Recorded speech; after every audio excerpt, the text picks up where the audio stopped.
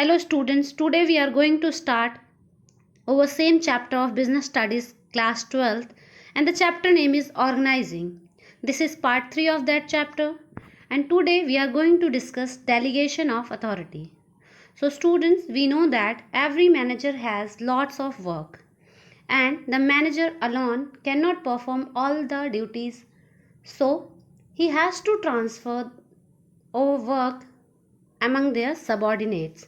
That is called responsibility. So, if manager transfer their responsibility, that time the managers have to also transfer their powers. So, that transfer of power is called authority. So, delegation means transfer and authority means power. So, in simple, transfer of powers to their subordinate is called delegation of authority. For understanding the concept, just take an example. Suppose if a teacher is handling in the class, due to important meeting, the teacher has to go in the meeting room and teachers transfer their responsibility to the monitor. That is called responsibility. But if the teacher provides some power to the monitor that if any students make noise, that time you have power to take the action. That is called authority. So, delegation of authority means transfer of power to their subordinate is called delegation of authority. Principle of absoluteness of accountability. So, if the superior transfer their accountability as well as responsibility to the subordinate, that time the subordinate is responsible for the work. That why the work is not completed. So this is called accountability. So here three terms are important: responsibility, authority and accountability. If we are continuing same example, teacher going for the meeting and provide responsibility to the monitor that you can handle the class after me, that is called responsibility. And the teacher also provide some powers to the monitor that if any person misbehaving in the class, that time you can take the action. So that is called authority. But when the teacher again came in the class and then she noticed that there is lots of noise occurring in the class. So that is the responsibility or authority given already. But after coming in the class, she noticed that why noise arises. So for whole the activities, who is responsible? Monitor is responsible. So that is called accountability. It means that accountability only exists when authority exists. Without authority, there is no existence of accountability. So here definition is given that responsibility means the work assigned to an individual. It includes all the physical and mental activities to be performed by the employees at a particular job position. Features of responsibility. Responsibility is the obligation of subordinate to perform the assigned duty. It means that if superior provide work to their subordinate, that is the responsibility or obligation of the subordinate to perform the duty. It arises superior subordinate relationship. Responsibility follows upward because subordinate will always be responsible for the superior. That is upward flow. The second main term is authority. Authority means power to take the decision, to carry the responsibility. Every employee need have to some authority. So when the managers are passing their responsibility to the subordinate, so they have to also transfer some authority also. Here features of authority. In formal organization, authority arises or originates from an individual's position. It means that if a person belongs from higher position, that's have higher authority. If the person belongs from lower level, that have lower authority. Authority refers to right to take decision to your managerial position. It means according to your position, you can take the decision. Authority determines superior subordinate relationship. Authority is restricted by law and rules. Authority arises from scalar chain. It means the owner provide authority to the subordinate provide to the authority to the next subordinate, and the next subordinate provide authority to the next subordinate. So it means that scalar chain. Authority flows downward from superior to subordinate. It means that superior provide direction to the subordinate. It means it flows from top to bottom. Authority must be equal to responsibility. For a actual or ideal organization, authority equal to responsibility.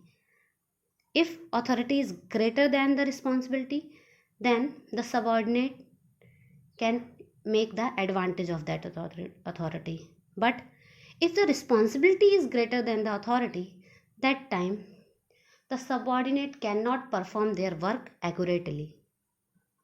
So for the efficient or effective work, authority must be equal to their responsibility. Then the last term is accountability. Accountability means to make sure that employees or subordinates perform their responsibility in the exacted manner or not. Who is answerable for the not completion of the work? That is called accountability. If the superior gives the power, then why work is not completed? That is the responsibility of subordinate. So this process is called accountability. Features of accountability. Accountability refers to answerable for the final output. It cannot be delegated. It enforces through regular feedback. It flows upward. It means that if the work is not completed, that time the subordinate is responsible for their superior. It means bottom to top flow. Difference between responsibility and accountability. Responsibility means all the physical and mental activities to be performed by an individual is called responsibility.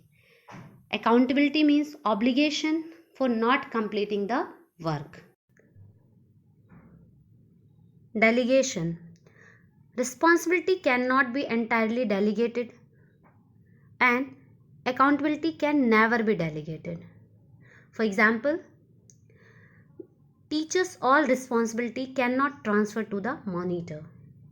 That means responsibility cannot be entirely delegated. And if teacher provides some of the responsibility to the monitor, in that case only monitor is responsible for that. No other students is responsible. So accountability cannot be delegated. Flow of direction. Responsibility flow upward. It means that subordinate to superior. Accountability also flows upward. Difference between authority and responsibility on the basis of meaning.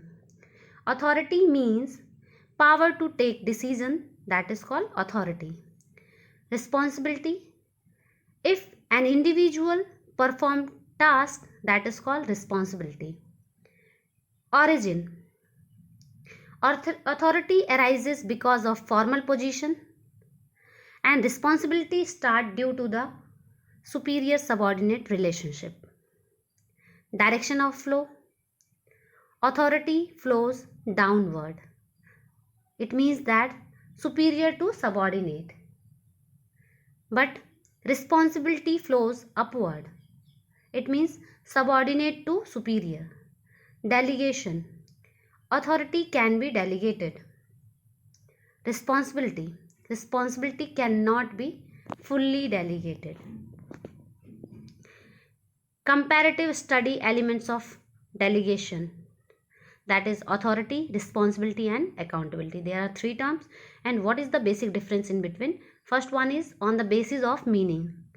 Authority means power to take decision, responsibility means obligation to perform a task, and accountability means answerable for the output. Delegation. Authority can be delegated, responsibility cannot be fully delegated, and accountability cannot be delegated. Origin. Authority arises from formal position, responsibility arises from delegation of authority, and accountability arises from responsibility. Flow of direction. Authority flows downward, responsibility flow upward, and accountability also flow upward. So here one case study is given that Aman Chadha started Bullseye, a company for providing cybersecurity solutions to business. Its objective is to prevent, detect, respond to cyber attack and protect critical data. He was hardworking software engineer and expert in cybersecurity. His reputation grew by leaps and bounds as he was not only a person of integrity but also did his work with utmost honesty and sincerity. The business started growing day by day. He was delegated when he was afforded a big project by the Ministry of Defense. While working on the project, he found that the volume of work made it impractical for him to handle all the work by himself. He decided to expand the team. The company maintained a close liaison with a local engineering college. During a campus placement, Ishan and Vrinda were appointed to work for the new project. He found the new employees capable, enthusiastic, trustworthy. Aman Chadha was thus able to focus on objective, and with the help of Ishan and Brinda, the project was completed on time. Not only this, Aman Chadha was also able to extend his area of operations. On the other hand, Ishan and Brinda also got opportunity to develop an exercise initiative. Identify and briefly explain the concept used by Aman Chadha in the above case, which helped them in focusing on the objectives. So, first point indicates that here Aman Chadha distributed their work in between two students, and who is the student? Ishan and Vrinda. It means distribution of work, that is called delegation. So here the second point is also state any 4 points of importance of the concept. So for the second answer we will have to write the 4 major importance of delegation. Then the next topic is centralization and decentralization. Centralization means power or authority in few hands. It means the main power in the top level, that is called centralization. If the top level takes the major decision, that is the centralization. Decentralization. Decentralization means distribution of the power to the subordinates, that is called decentralization. So what is the basic difference between delegation and decentralization? When the work is distributed to the next subordinate, that is called delegation. But if the work is distributed to the subordinate, then the subordinate will distribute the work to the next subordinate, then the next subordinate distribute the work to the next subordinate, that is called decentralization. So decentralization is the excess form of delegation. Features of decentralization. Decentralization is much more than transfer of authority at lower level. It implies selective dispersal of authority. It shows the belief that people are competent capable, and resourceful. Decentralization indicates the employees at middle and lower level can assume the responsibility. Decentralization recognizes the need of authority, and the top management carefully select those decisions which will be pushed down to the lower level. Here, relation between delegation and decentralization. Decentralization is the extension of delegation. In delegation, we multiply the authority with 2, whereas decentralization, the authority is multiplied by many. Here one example is given. If director distribute their work with production head, that is called delegation. But if director distribute their work to the production head distribute their work to the production manager, then the production manager distribute the work to the supervisor, then supervisor distribute the work to foreman, and foreman to machine operator. The whole process is called decentralization. So if we talk about 2 steps, that is delegation. If we talk about the whole steps, that is called decentralization. Delegation is necessary in every organization, but decentralization is optional.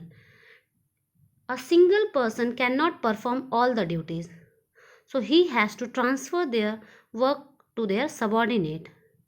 That is called delegation. So delegation is necessary, but decentralization is optional. In many cases, decentralization is not possible. If the work is small, so 2 persons can only achieve the target. So there is no further diversification of the work. Importance of decentralization. Develop initiative among subordinates. If the superior transfer their work to the subordinate, then the subordinate themselves initiate for the action. They develop for the action. So it means that develop initiative among subordinates. Sometimes with the help of decentralization, the superior and subordinate relationship increases. So after that, the subordinate himself take decisions or take initiative in the management without much pressure. Develop managerial talent for future. If the manager distribute their work to the subordinate, that time subordinate and manager relationship increases, and the subordinate learn many things from manager. So with the help of this activity, managerial talent for future increases. It means that today's subordinate will become the future's manager. Quick decision making. If the work is distributed among the subordinate, the decision can be taken very fast manner. Relief to top level management. If the work of top level management distributed among the subordinates, so the top level management feel relief. Facilitates growth. With the help of decentralization, the organization grow day by day because the work is completed efficiently or effectively. Better control. With the help of decentralization, better control is also possible. So the conclusion is that decentralization must be balanced with centralization. It means excess centralization or excess decentralization. Both are worst condition. So decentralization or centralization must be balanced. Difference between delegation and decentralization we already studied with the help of diagram. Now we are again going to discuss that point. Scope and parties involved. Delegation is limited in scope because in delegation only 2 parties are involved. But decentralization is a large or wide scope because in decentralization employees working in different level. Significance status. Delegation is important function because it is the routine function, but decentralization is more significant because it is one time decision and it is a policy matter. Freedom of action. In the process of delegation, the manager passes the authority and the responsibility to the subordinate. After that, there is consent and continuous supervision by the managers to keep check how subordinates performing their activities. It means continuously checking is essential. But in decentralization, more freedom of action is provided. So, continuously checking is not possible. So, periodic appraisal exists in that case. Scope. It is narrow scope and it is wide scope. Responsibility. It is the responsibility of every manager. But decentralization is the responsibility of only top level manager. Nature. Delegation is compulsory act, but decentralization is optional. Purpose. The main purpose of delegation to reduce the burden of the manager, but the main purpose of decentralization to increase the role of subordinate. Grant of authority. Authority is granted by immediate superior, but in this authority is granted only by top level. Difference between centralization and decentralization. Meaning. Centralization means power or authority at higher level, but decentralization means power distributed among the subordinates. Authority at different level. Top management retains maximum authority, middle level, and the middle level has higher authority than lower level, and lower level has very low authority. But in decentralization, the authority is systematically divided at every level. Suitable. Centralization is suitable for a small scale because if a small business exists, then one person can easily handle the activities. But if large businesses exist, that time one person cannot be easily handle all the business. So that time decentralization is necessary. So suitability, centralization is suitable for a small scale business or a small size business, and decentralization exists for large scale organization. Freedom of action. In centralization, managers have less freedom because the major decisions are taken by the top level. But in decentralization, managers have more freedom. Here, the case study is given. At Alpha Limited, all expenses, bills of employees are processed by general manager himself. He feels quite overburdened. He decided to delegate this work to deputy general manager. But after some time, the deputy general manager dispersed their authority to various levels. It means manager transfer to the authority to the deputy manager, and the deputy manager further transfer their authority. Now all bills are traveling are processed through respective department supervisor. Name the concept.